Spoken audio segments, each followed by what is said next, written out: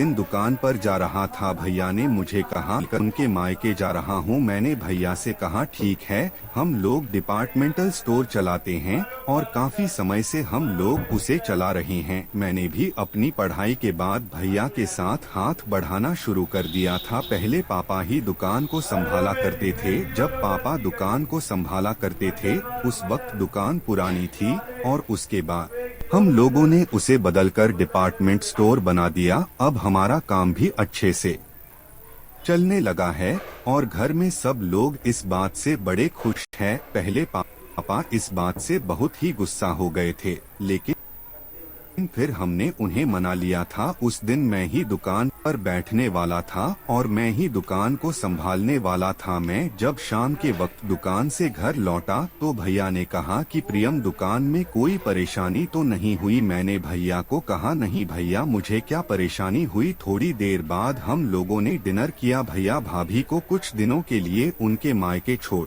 आए थे और वह अगले दिन से मेरे साथ स्टोर पर आने लगे। हम दोनों साथ में ही स्टोर पर जाते हैं और साथ में ही हम लोग घर लौटा करते हैं। एक दिन भैया की तबीयत ठीक नहीं थी तो उन्होंने मुझे कहा कि प्रियम, आज तुम दुकान संभाल लेना। मैंने भैया से कहा ठीक है और उस दिन मैं ही दुकान संभाल रहा था। कुछ दिन बाद भाभी भी घर लौट चुकी थी और मैं जब भी दुकान पर होता तो मुझे काफी अच्छा लगता था। मैं दुकान का काम अच्छे से संभाल रहा था। एक दिन हमारे स्टोर पर एक लड़की आई हुई थी। उसे देखकर मैं बहुत ही खुश था क्योंकि उस लड़की ने जब मुझसे बात की तो मुझे उससे बात करके बड़ा ही अच्छा लगा। मैंने उससे बात की। उसके बाद मेरी शिप्रा से बातें होने लगी थी और शिप्रा और मेरी काफी अच्छी दोस्ती हो गई थी। हम दोनों एक दूसरे से चैट करने लगे थे और यह बात भैया को भी पता चल चुकी थी। जब भैया ने मुझसे इस बारे में पूछा तो मैंने भैया को इस बारे में सब कुछ बता दिया। शिप्रा के बारे में मेरे घर पर सबको पता चल चुका था। शिप्रा के साथ जब भी मैं होता तो मुझे बहुत ही ज्यादा अच्छा लगता। एक दिन मैं और शिप्रा साथ में बैठे हुए थे। उस दिन हम दोनों बातें कर रहे थे तो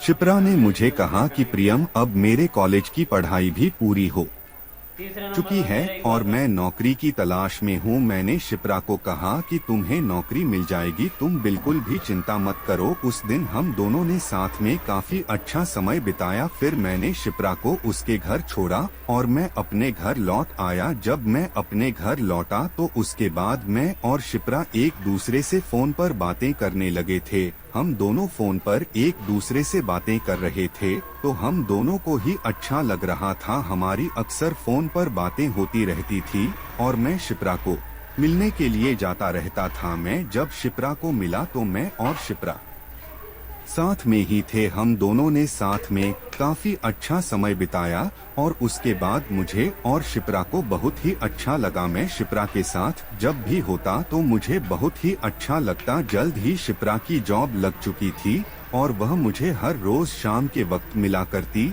लेकिन काफी दिन हो गए थे मैं शिप्रा को मिल नहीं पाया था। मैं इस बात को लेकर परेशान भी था कि मैं शिप्रा के साथ में कैसे टाइम स्पेंड करूं, क्योंकि मनीष और मैं कुछ दिनों से मिल नहीं पा रहे थे। शिप्रा के ऑफिस में कुछ ज्यादा ही काम है, इसलिए वह ज्यादा ही बिजी हो गई थी। मैंने शिप्रा को कहा भी था कि अगर तुम बिजी हो तो हम लोग कुछ दिनों बाद मिलेंगे। जिस दिन शिप्रा की छुट्टी थी उस दिन हम दोनों ने मिलने का फैसला किया और हम दोनों काफी समय के बाद मिल रहे थे। जब हम दोनों मिले तो उस दिन मैं शिप्रा के साथ बात कर रहा था और हम दोनों को काफी अच्छा लग रहा था। शिप्रा ने जब मुझसे शादी की बात की तो मैंने शिप्रा को कहा कि शिप्रा, यह फैसला मैं इतनी जल्दी नहीं ले सकता हूँ, मुझे उसके लिए थोड़ा समय चाहिए होगा। शिप्रा ने कहा कि ठीक है, तुम्हें जितना समय चाहिए तुम ले लो, लेकिन मुझे लगता है कि हम लोगों को शादी कर लेनी चाहिए। मैंने उसके बाद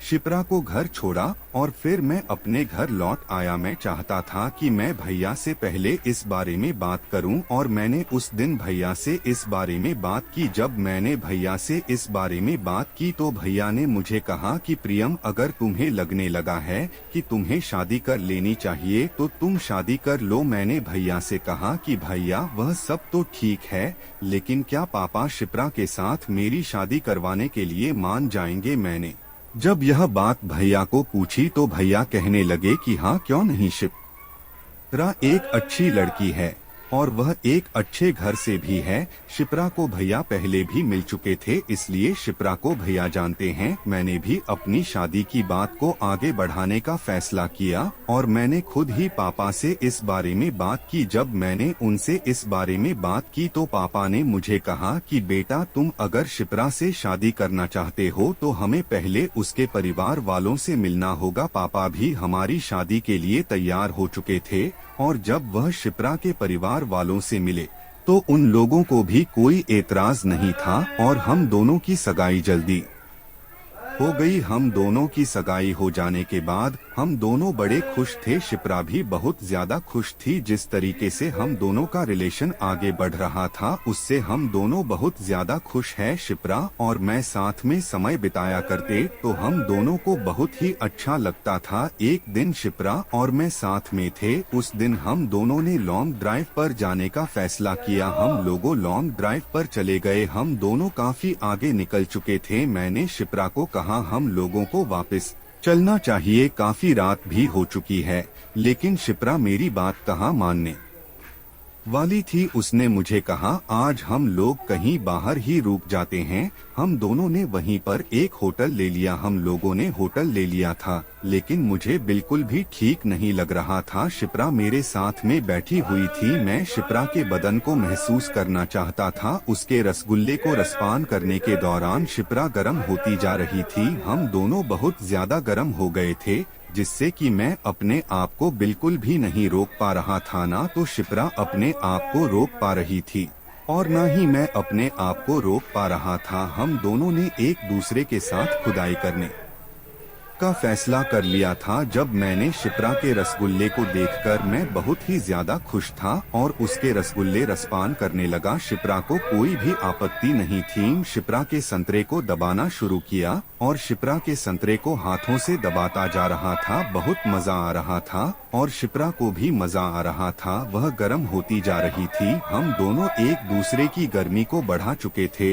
हम दोनों ने एक दूसरे की गर्मी को बहुत ज्यादा बढ़ा दिया था। नागराज को बाहर निकाला तो शिप्रा ने उसे अपने मुंह में ले लिया। वह उसका रसपान करने लगी थी। शिप्रा जिस तरह से मोटे नागराज रसपान कर रही थी उससे मजा आ रहा था और शिप्रा को भी बड़ा मजा आने लगा था। उसने मेरे नागराज से पानी निकाल दिया था। वह गर्मी बढ़ा चुकी थी। शिप्रा को कहा तुम्हारी गुफा का रसपान करना चाहता हूँ। उसके गुफा का रसपान करने लगा था। जिस तरीके से उसकी गुफा का रसपान कर रहा था उससे मजा आ रहा था और उसकी गुफा से निकलता हुआ पानी भी बहुत ज्यादा बढ़ चुका था। शिप्रा कहने लगी मुझे बहुत ज्यादा मजा आ रहा है, मुझे भी मजा आने लगा था। को लगाकर कुछ देर रगड़ा और फिर अंदर की तरफ डालाना शुरू किया। बहुत ज्यादा खुश था।